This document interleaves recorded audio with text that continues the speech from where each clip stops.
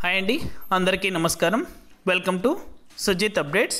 బంగాళాఖాతంలో అల్పపీడనం 3 రోజుల పాటు భారీ వర్షాలు అనేది కూడా కురవబోతున్నాయి.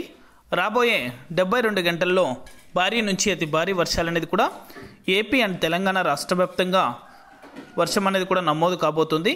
ఆంధ్రప్రదేశ్ ప్రజలకు భారత వాతావరణ శాఖ ఐఎండీ ముఖ్యమైన హెచ్చరిక జారీ చేసింది.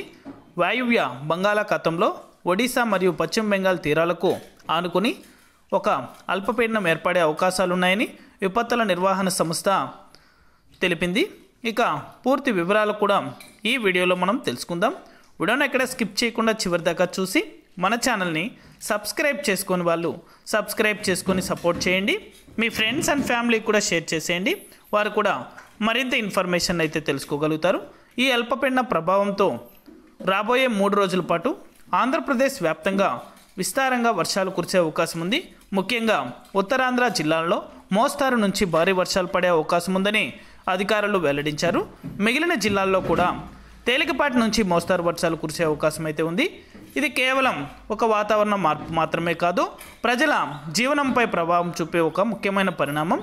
కాబట్టి ప్రజలు అప్రమత్తంగా ఉండడం చాలా అవసరం. విపత్తుల నిర్వహణ సంస్థ మేనేజింగ్ డైరెక్టర్ ప్రఖర్ జైన్ వల్ల జిల్లా వారీగా వర్షాల అంచనాను వివరించారు.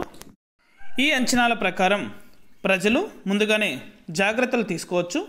ఇక శ్రీకాకుళం, విజయనగరం, పార్వతీపురం, మన్యం, అల్లూరి సీతారామరాజు, విశాఖపట్నం, అనకాపల్లి మరియు కాకినాడ జిల్లాలలో అక్కడక్కడ తేలికపాటి నుంచి మోస్తారు వర్షాలు కురిసే అవకాశం ఉంది. మిగిలిన జిల్లాల్లో అక్కడక్కడ తేలికపాటి వర్షాలు పడవచ్చు. ఇక మంగళవారం రోజు వాయుగుండం ప్రభావం మరింత తీవ్రంగా ఉంటుంది. శ్రీకాకుళం, విజయనగరం, పార్వతీపురం, మన్యం, అల్లూరి సీతారామరాజు, విశాఖపట్నం మరియు అనకాపల్లిలో జిల్లాలలో అక్కడక్కడ మోస్తారు నుంచి భారీ వర్షాలు కురిసే అవకాశం అయితే ఉంది. లోతట్టు ప్రాంతాల ప్రజలు, ముఖ్యంగా ఈ జిల్లాలోని ప్రజలు మరింత జాగ్రత్తగా ఉండాలని వాతావరణ శాఖ తెలిపింది. భారీ వర్షాల నేపథ్యంలో విపత్తుల నిర్వహణ సంస్థ కొన్ని ముఖ్యమైన సూచనలు జారీ చేసింది. ప్రజలు తమ భద్రత కోసం ఈ సూచనలను పాటించడం తప్పనిసరి. నివాస ప్రాంతాల వద్ద జాగ్రత్త అని తెలిపింది.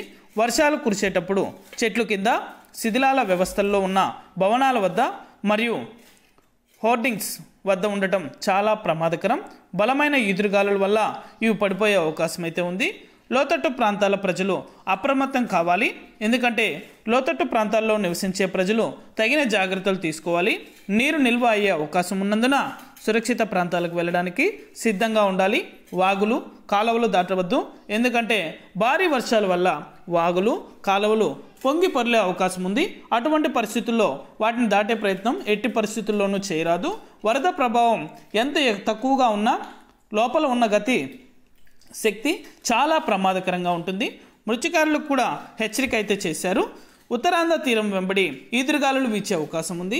దీనివల్ల సముద్రం అల్లకల్లోలంగా ఉంటుంది. కాబట్టి మత్స్యకారులు సముద్రంలో వేటకు వెళ్ళరాదని విపత్తుల నిర్వహణ సంస్థ స్పష్టం చేసింది.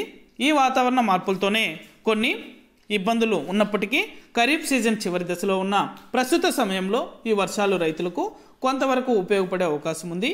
అయితే ప్రజలు భద్రతకు సంబంధించి ఏ చిన్నపాటి నిర్లక్ష్యం కూడా ప్రాణాలకు ప్రమాదకరం. కాబట్టి అందరూ అప్రమత్తంగా ఉండి విపత్తుల నిర్వహణ సంస్థ ఇచ్చే సూచనలను పాటించాలని కోరుకుందాం.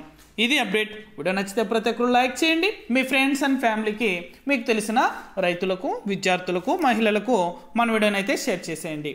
Thank you for watching our video.